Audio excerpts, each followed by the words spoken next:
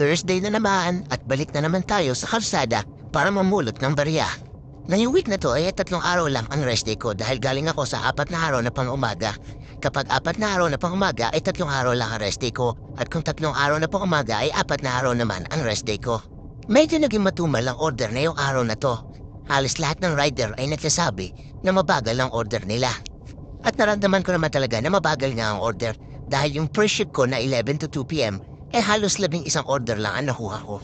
At pagkatapos ng 2 p.m. ay umuwi muna ako sa bahay at nag-lunch hanggang alas 3 ng hapon. Medyo mabagal pa rin yung order pero okay pa rin naman kasi naabot lang naman ako ng mga 50 minutes waiting time bago magkaroon ng bagong order.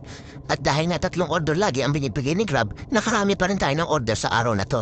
Medyo natawa nga lang ako kasi merong isang uncle rider na lumapit sa akin.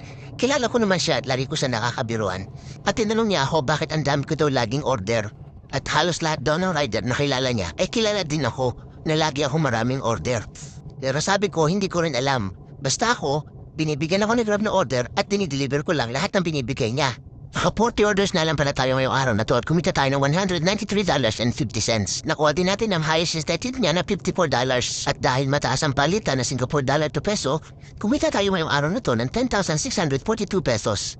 At syempre, thank you pa rin kay Lord at naka 40 orders pa rin tayo sa maghapon. Kita-kits po ulit sa susunod na video.